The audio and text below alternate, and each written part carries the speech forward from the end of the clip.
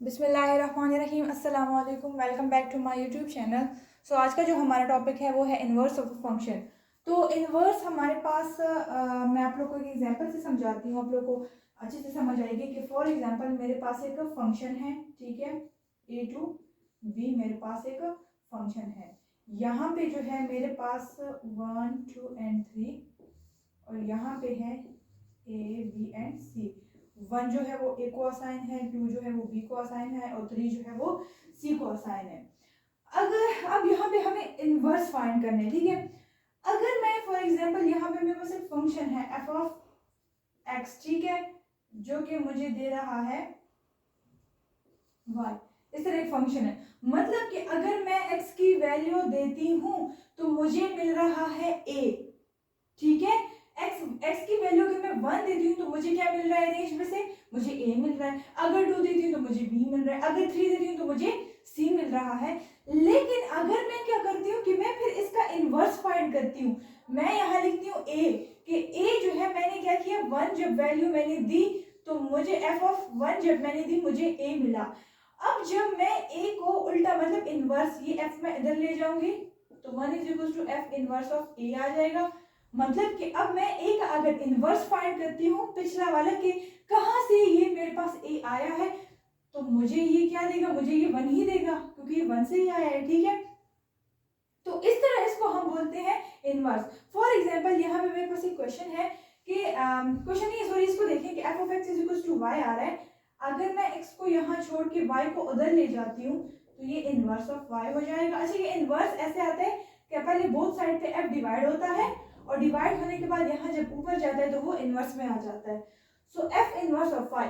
अब x की value जब मैंने दी मुझे y मिला। अब y का इनवर्स क्या है, y आया कहाँ से, x से ही आया ना जब मैंने x की वैल्यू दी थी। तो इस तरह को इसको हम कहते हैं कि इनवर्स। और ये हमेशा क्या होता है, इनवर्स हमेशा हमारे पास 1 1 फंक्शन में ही हो सकते हैं। अगर ये मेरे पास ऑन टू होता, फॉर एग्जांपल 1 2 और a और b, ठीक है, ये मेरे पास एक फंक्शन है और ये मेरे पास क्या है,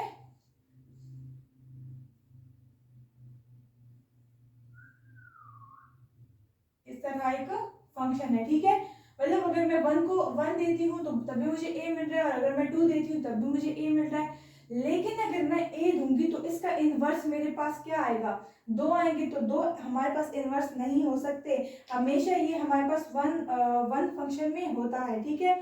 इसके अलावा हमारे पास इनवर्स नहीं होता, इनवर्स हमेशा 1 to 1 फंक्शन में होता है। ओके, इसकी क्वेश्चन एक एग्जांपल देखते हैं।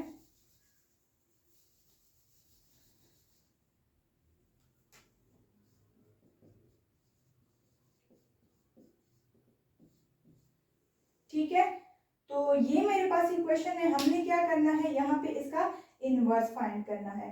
अब इनवर्स फाइंड करने के लिए हमने क्या किया था कि हमने अगर यहाँ देखे तो हमने एफ ऑफ एक्स था जो कि वाई देता है, तो हम एक्स को छोड़ के एफ ऑफ वाई फाइंड करते हैं, ठीक है।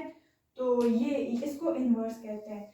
सबसे पहले हमने इनवर्स वाले क्वेश्चन में क्या करना है कि हमने उसको बराबर ले लेना, एफ ऑफ टी हो एफ ऑफ एक्स हो, ये हमेशा वाई के बराबर होते हैं। फंक्शन, मेरे पास एक फंक्शन होता है, ये तो हमें पता है, इसको मैंने पहले बता दिया कि इसको हम ले सकते हैं। ओके, अब मैं क्या करूंगी कि यहाँ से मैं टी की वैल्यू फाइंड करूंगी। तो y plus 8 is equal to 3t, 3 को बोथ साइड पे डिवाइड कर ले तो t की वैल्यू मेरे पास आ गई y प्लस 8 माइनस 3।